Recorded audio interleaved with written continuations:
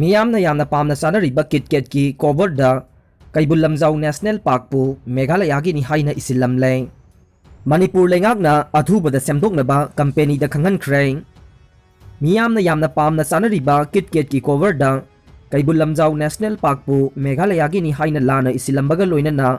Park असिदा red पांडासु फंगी हाइना इसिलमले हिरम असिगा मरी लेनना principal chief conservator of forest wild life and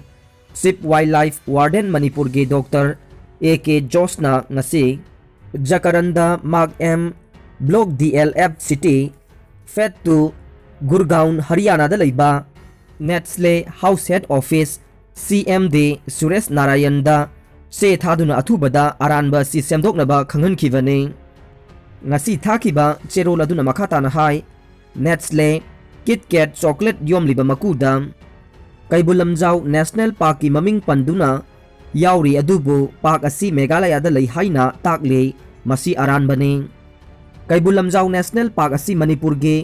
Bishnupur district की मनुंग चना लईबा मालेम दा फाउरबा लोकताक पाट के खा नोंगसुप थंगबा माइकैदा लईबा मालेम की अतोप मफम दा फंगदबा अताउबा नेशनल पार्क अमने असिदा सुनतना कैबुल लमजाउ नेशनल पार्क की मथक्ता येकलिबा पिक्चर असिसु कैबुल लमजाउ नेशनल पार्क मणिपुर दा फंगदबा स्पेसीज मखल अमा ओइरिबा रेड पांडा आइलुरुस फुलगेस हापले मसीना नेटस्ले कंपनी के सेक्शन दबगी थवोंग उडले असिगुम्बा थवोंग असिदा कंपनी असिगे मार्केटिंग टीमबु नुंगनांग बफावे असिगुम्बा असोइबा असे नेटस्ले कंपनी गुम्बा मगुन लेरबा कंपनी अमदगे तौरकनी हाइबा थाजदबा अमने असोइबा असे अथुबदा सेमदोकपियो असिगुम्बा अरानबा असे मतुंगदा अमुखना थोक्तनबा मतिक चाबा सेक्शन थौरांग तुंगदा लखलकनी हाइबा थाजई हाइनसु चेरोल अदुना पल्ले इंडिया की ओइना मियोई लाख अहुमगा लिसिंग तरा मरी पॉजिटिव ओइरे लिसिंग अनिगा चामा मरीना लैखिद्रे मणिपुर दा मियोई होमपुगा तरुक पॉजिटिव ओइरे अमना लैखिद्रे लैवाक असिगी ओइना हौखिबा पुंग कुन मरी असिदा ख्वाइदगी याम्बा ओइना मियोई लाख अहुमगा लिसिंग तरा मरी चनिपान कुंथ्रागा मंगा कोविड-19 पॉजिटिव ओइरे मियोई लिसिंग अनिगा चामा मरीना लाइसेट असिदगे लाइकनबा ngamdana लैखिद्रे हाइना यूनियन हेल्थ मिनिस्ट्री की रिपोर्ट अमना हाइरे मणिपुर की ओइनदी हौखिबा पुंग कुन मरी असिदा मियोई मरफुगा तरुक कोविड-19 पॉजिटिव ओइरे अमसुंग मियोई कुन मंगाना डिस्चार्ज तौख्रे लाइसेट असिगे अपुनबा कंफर्म केस मसिंग लिसिंग कुंथ्रागा निफु तरेटने लोइनना लाइसेट असिगे एक्टिव केस मसिंगना समगागा तराहुमदोई सुख्रे अमदे लाइसेट असिदगी फदुना डिस्चार्ज तौख्रबा मसिंगना लिसिंग कुन मापन चामगा यांखै हुमदोइने लोइनना लाइसेट असिगा मरी लेनना लैखिदबा अपुनबा मसिंग चहुमगा मरीफु माथोइ सुख्रे लाइसेट असिगी फगतपगी चांग चादा मौद्रा तरे दशमिक सिनो अनेने वैक्सीन कापथोख्रबा मियोई लिसिंग तरागी मनुंगदा मियोई अनिदगिना मरी खक्तमक नाबा थेंगनरे Indian Council of Medical Research ICMR के director general doctor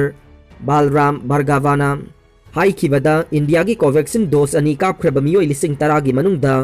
यामलबदा मियोई मरीदगे कोविशील्डना मियोई अहुमगुम्बगे अनाबा फंगली हाइना यामना नुंगाइबा अमदा पुकनिंग थौगतनिंगाई ओइबा वाफम फोंदोख्रे NITI Aayog की मेंबर डॉक्टर VK पॉल नसु हिदा कापथोख्रबा मियोई सिंह पूरा कोमथोकपदे याद्रे मखोइना तौफम थोकपा गाइडलाइन सिंह इनगदबनी लोइनना मखोइदा अमुक नारकपगी चांगदे यामना नेमले महाकना मखा तारादुना हाइखिबदा हिदा काफौरबा मियोई सिंगदा अनाबा असिना हेना खुदोंथीबा याबा थाकी अवाबदु कोहनबा ngamle वैक्सीन कापबा मतुंगदा पॉजिटिव ओइबगी मरम भारत बायोटेक की चेयरमैन ना हाइख्रे भारत बायोटेक की चेयरमैन अमसुंग मैनेजिंग डायरेक्टर कृष्णा इलाना कापलिबा वैक्सीन असिना लंग के मखा थंगबा सरुकपु कनबा ngami अदुगा मथक थंगबा सरुकपुदी कनबा ngamde मरम असिना कोविड-19 की वैक्सीन डोज अनी कापख्रबसु पॉजिटिव ओइ हाइबसी अरानबा नत्ते मरम असिना अइखोइना मास्क उपा फिजिकल डिस्टेंस थंबा अमसुंग खुदसा सेंगना हामबना चिंगबा चेक्सिन थौरांगसिंग अदुमक मथौ ताई मसी वैक्सीन असिदा नतना वैक्सीन खुदिंगमकी प्रॉब्लम ने अदुबु वैक्सीन असिना नारबा मियोय अदु खुदोंग थिनिंगाई ओहेंदे वैक्सीन असि खुदोंग थिनिंगाई ओइदे हाइनसु महाकना हाइखे कोविड-19 की सेकेंड वेव असे इंडिया की ओइना यामना खुदोंग थिनिंगाई ने मरमदे नुमित खुदिंगी न्यू इन्फेक्शन अमसुंग Sibagi record thugaire state khudingda oxygen amasung vaccine gi awatpa mayoknare. Vaccination drive chahi 19 mathak fawba haukhre. Bharat Biotech na March amasung April da 15 to 20 million doses puthokhlambadu 30 million doses puthoknaba honaragani. Company asina 700 million dose chahi amada puthoknaba honagani haire. State sing na tongana leibagisu yahallagani. Assam gi oinadi Covaxin dose crore amagi demand Bharat Biotech ta tawrakhiba leire haina mahakna makha takhi. Foreigner sing losinduna thamlamba sing action lokhatkani. Bangladesh ke Chapai Nawabganj district ke Piali Mari village dagi Muhammad Ramzan Ali chahi kuntraga mari apokpa. Muhammad Jalauddin kauba miyoy ama Indian citizen sasinaduna lairambadagi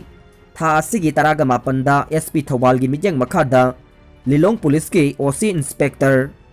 MD Riyaz Khan lusingba team amana Lilong Uku mamang lekay gi mafam amadagi phagat khraba matung miyoy adubu losinduna thamlamba chawna mateng panglamba miyoy ani amasung ngarang district police Thawbal na phagat khray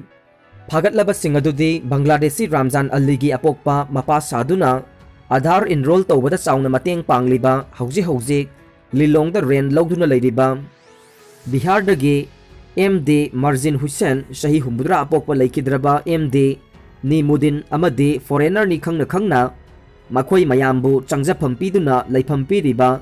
Lilong Bazar dagi Hafiz Matem shahi yangkai humdoi apokpa laikidraba Has Abdul Samad ni makhoi anibu paumi singi mangda puthokladuna SP Thawbal Dr. S Ibom Sana hai lamdam asida mitop sing logi wangmada leirabra haiba thigatnaba police na Special Investigation Team SIT semduna thigatpa hore hojiksu Lilongda lotuna leiriba MD Khairul chahi kuntraga manga kauba Bangladeshi amasu thibagi thabak chathari SP namakha tana hai foreigners sing laikai da leire haiba khanglavade police ta pau pibira u makhoi bu logi matungina maramdamda halankinaba thabak lokhatse karigumba foreigners sing khangna losinduna thanamba thengnarabade logi oiba chairak soidana phangani phongdorokhi pandemic manungda health minister tongana thamdabase laibak thibane malemgi oina khwaidagi tamthiraba laina laichet ama oiriba COVID-19 gi saitheng phanglingai manung asida aikhoi gi state asigi health minister gi fam lauthokraga tongana minister ama haptana diba ase Manipur miyam gi oinade khwaidagi laibak thibani haina lamsang esigi mirep oigadoriba khunjrakpam kanba mitaina phongdokhre wafam asing ase lamsang esigi manung chana leiriba tharoijam tauthong aphaiba amadi lamsang thong maningna chingbada leiriba na tabagi pangal walaba miyoi singda hearing aid khudol tambagi khongsat amada khunjrakpam kanbana phongdokhibane